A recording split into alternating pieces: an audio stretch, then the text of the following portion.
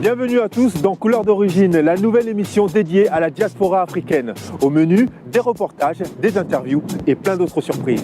La rentrée fait parler d'elle dans ce 4e numéro de votre magazine préféré. Si pour certains, elle sonne le retour à l'école, pour de nombreux diasporiens vivant hors du continent noir, elle évoque un retour en Afrique.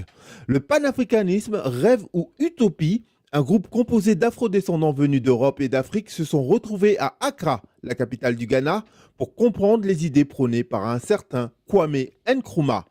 Congo na Paris ou le Paris fou de la jeunesse congolaise de Paris pour s'impliquer davantage dans le développement de la RDC. Retour sur un événement qui a bousculé quelques idées reçues.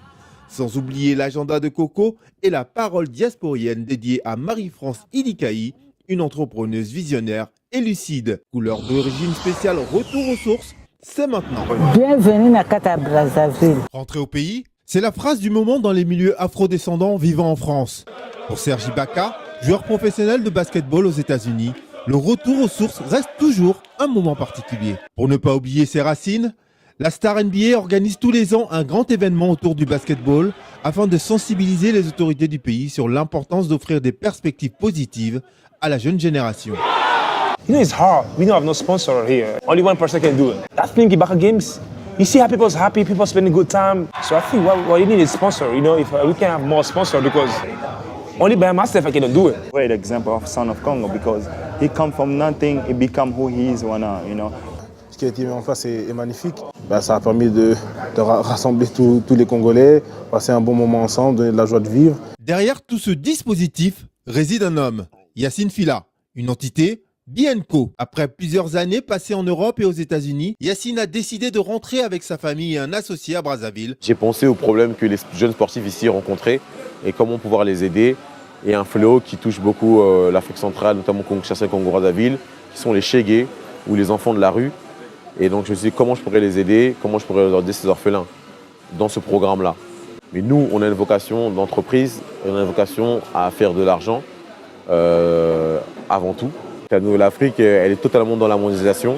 Aujourd'hui, on n'est plus des accompagnateurs du monde, mais on est dans le monde et le monde a besoin de nous et ça se voit avec le nombre de capitaux qui essayent de rentrer vers l'Afrique. Un avenir radieux, voilà ce qui a poussé Judikaël Darboux-Okemba à revenir sur les bords du fleuve Congo. Depuis son retour de France, elle a créé un spa haut de gamme de 400 mètres carrés dédié au bien-être des femmes et des hommes. Nous sommes un peu la vitrine de cette nouvelle génération de personnes qui veulent vraiment apporter leur expérience et leur contribution à l'émergence de cette Afrique que nous aimons tant. Pour l'aider dans le développement de son entreprise, Madame Darboux-Okemba compte sur l'appui de Malda Bavukanana, fraîchement arrivée au Congo pour y poursuivre sa carrière professionnelle. Il y a 10 ans, on m'aurait dit de venir au Congo, je me dis non mais jamais de ma vie je peux vivre à Brazzaville.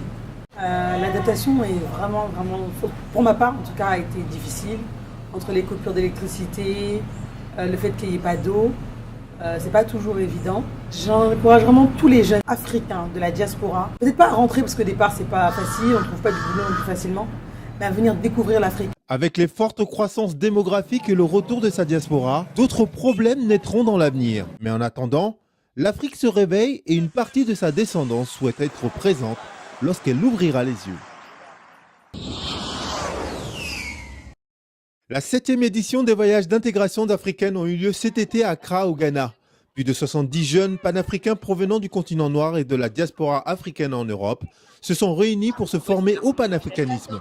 Pour vous, notre partenaire Corinne Katché de My Afro Week s'est rendue sur place pour nous faire vivre l'événement de l'intérieur. Immersion. On a tous lâché nos cheveux. C'est le moment, le climat est adapté. Mais c'est ça. C'est pour ça qu'on a laissé. C'est ça. Est-ce qu'à Paris j'ai laissé, j'avais un chignon. T'avais un chignon? Non. Mais ici là, les cheveux restent. Tu vois, ça va pas shrinker. Non, ça fait humidité, mais bonne humidité, ça définit les boucles. Exactement. Voilà. C'est là, je sais, le climat idéal. Back to roots. Back to roots. Yeah. C'est ça. Voilà, arrivé à Cape Coast pour la visite du Elmina Castle. Et là, on voit le port. On continue à visiter. Ce château a été construit par les Portugais en 1482. The men also pass here to the point of no return. You go in there, you watch your head first.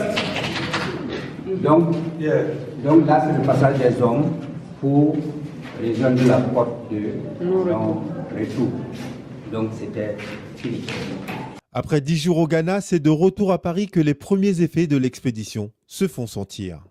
Donc c'était vraiment une mise en situation du panafricanisme. Je pense également aux ateliers avec Felwine Sarr, avec Ken Kakena et Nadia Yala Kisukidi qui ont permis aussi de mettre beaucoup de réflexion et de qualité dans cette semaine des voyages d'intégration africaine. Le panafricanisme, c'est plus qu'une idéologie. Je me demande comment moi, à mon échelle, je peux impacter le continent. C'était la première fois que je me rendais en Afrique depuis mon arrivée en France. Vraiment une très belle opportunité qu'il ne fallait pas que je rate. Un mot pour le père, c'est quelqu'un de génial, c'est quelqu'un d'humain, quelqu'un de social, panafricain aussi au final.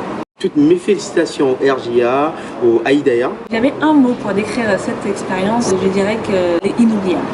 Inoubliable. Oubliez la politique, oubliez les belles paroles sans lendemain. Ici, c'est Congo na Paris.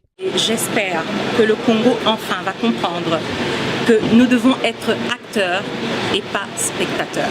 Rien de tel que l'action pour faire taire les mauvaises langues. La diaspora congolaise de Paris, sous la houlette de Charlotte Kalala, vient de frapper un grand coup. Son objectif ? Créer une synergie regroupant des actions positives en direction de la RDC. Alors ce que je retiens, c'est que déjà il y a une demande. Les Congolais, les non-Congolais, on a besoin justement de faire des événements, de se fédérer, de se retrouver, de faire des événements ensemble et de valoriser surtout nos talents, nos initiatives et notre diaspora. Unis, on est plus fort forcément et je pense que c'est là que justement le terme bisso na bisso prend son sens.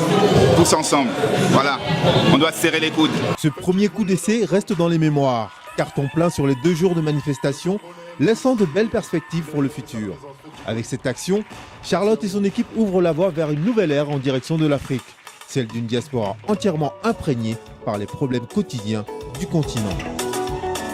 Sortie, bon plan culturel, visite, retrouvez toutes les sensations de la culture afro dans l'agenda de Coco, présenté par notre partenaire My Afro Week. Ce mois-ci, dans l'agenda de My Afro Week, retrouvez-vous dans les yeux de Leonora Miano, le jeudi 21 septembre, une soirée rencontre à l'occasion de la sortie de Marianne et le garçon noir, un ouvrage qui traite de la question de l'homme noir en France. Alors rendez-vous au Théâtre National MC 93 à Bobigny. Les rencontres Austin Afrique reviennent le jeudi 28 septembre au 11 Home dans le 19e arrondissement de Paris. Business et réseaux sociaux seront au cœur des discussions. Et le 29 septembre, le blog L'Afro fait son talk live chez le Hasard Ludique dans le 18e arrondissement de Paris. Et c'est pas fini, rendez-vous sur myafroweek.com, restez connectés sur les bons plans culture afro. Enfant d'Afrique, enfant de la République démocratique du Congo, Marie-France Idikaï vit depuis plusieurs années à Londres.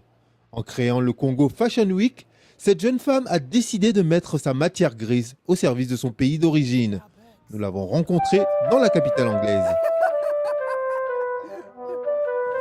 Quand même, j'ai eu un peu de repos après beaucoup de travail, mais ça va, là, je me reprends. Les premières années, c'était d'introduire le concept, introduire les activités. L'année passée, c'était faire un travail de fond avec les créateurs de mode. Même s'il y a des petits couacs, des sponsoring sur place, c'est un pays de la SAP, mais il y a beaucoup plus de sponsors pour la musique. Même si je coordonne de loin, mais il y a des personnes qui demandent toujours ma présence physique. C'est ça qui dérange un peu. J'ai de me déplacer pour aller, et ça, c'est des frais extra. Travailler dans la mode, c'est présenter les tendances, c'est présenter les nouvelles collections, c'est inspirer les personnes qui aiment s'habiller, tout le monde aime s'habiller. Mais dire que le Congolais aime seulement s'habiller et la musique, mais attendez, aux États-Unis, il y a la mode et la musique, hein, mais le pays avance. Les anglo-saxons sont pragmatiques. Le système francophone est critique tout. Le grand problème du pays, la grande crise du pays, c'est le flegmatisme qui nous tue, en fait. Et je crois que c'est ça que nous devons éradiquer en premier avant de penser à autre chose. Couleurs d'origine, c'est terminé. Retrouvez l'ensemble des sujets et reportages de l'émission sur la chaîne YouTube de KMyProd. On se retrouve dans un mois pour un nouvel épisode de Couleurs d'origine. En attendant, restez connectés et faites maigrir les jaloux. À la prochaine.